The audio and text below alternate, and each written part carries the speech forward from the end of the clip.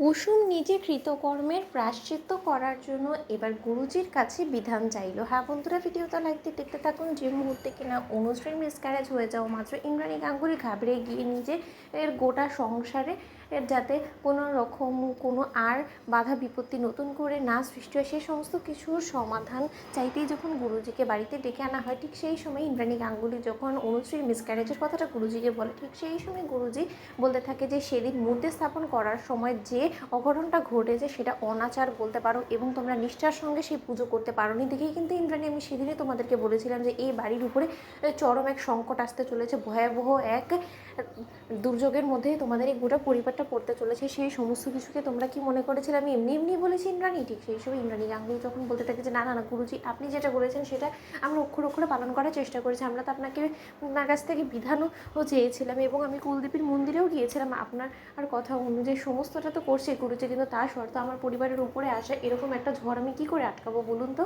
ঠিক সেই সময় মীনাক্ষী যখন বলতে থাকে যে আচ্ছা গুরুজি, আমার হাতে ধাক্কায় সেদিন এই পুজোর মধ্যে বিঘ্ন ঘটেছিল না কুসুমের কারণে বিঘ্ন ঘটেছিল বলুন তো? ঠিক সেই সময় এক পর্যায়ে গুরুজি যখন বলতে থাকে যে যদি সেই অর্থে দেখা যায় তাহলে তুমি যতই কুসুমকে ধাক্কা দাও না কেন, কিন্তু হাত লেগে তো কুসুমেরই সেই পুজোর মধ্যে বিঘ্ন ঘটেছিল এবং এই সমস্ত কিছুর জন্য তো কোনো না কোনোভাবে কুসুমই দায়ী। ঠিক সেই সময় এই কথা বলা মাত্রই এক পর্যায়ে গুরুজি যখন ইন্দ্রাণী গাঙ্গুলিকে বলতে থাকে যে ইন্দ্রাণী আমাকে একটু সময় দাও, আমি বিধান বার করার ব্যবস্থা করছি। ঠিক সেই সময় কুসুম যখন বলতে থাকে যে দাঁড়ান গুরুজি, আমার প্রণাম নেবেন, কিন্তু তার আগে আমার আপনার থেকে কিছু জানার ছিল। আমি যে অনাচারটা করেছি, আমার কারণে যে এই পরিবারে এত বড় একটা ক্ষতি হয়ে গেল, আমার আর এই পাপে কৃতকর্মের আমি ফল ভোগ করতে চাই, আমি এটার প্রায়শ্চিত্ত করতে চাই। এবার সেই প্রায়শ্চিত্ত করার জন্য আমাকে ঠিক কী করতে হবে, আমাকে যতদূর যেতে হবে আমি সমস্ত কিছু করতে রাজি আছি, যতদূর যেতে বলবেন ততদূর যেতে রাজি আছি, প্রয়োজনে আমার প্রাণটাও দিয়ে দিতে রাজি আছি, কিন্তু তার শর্তে এর একটা সমাধান আপনি আমাকে দেখান যেটা কিনা আমি যদি করি তাহলে অন্তত এই পরিবারটা এই মুশকিলের হাত থেকে বেঁচে যাবে। ঠিক সেই সময় গুরুজি যখন বলতে থাকে যে সেদিন তুমি যে এই অনাচারটা করেছো এর পরবর্তীতে তুমি ঘোর পাপ করেছো এবং এর বিনিময়ে যেটা একটা বিধান আছে সেটা তোমার জন্য কঠিনতম শাস্তিতে পরিণত হবে কুসুম।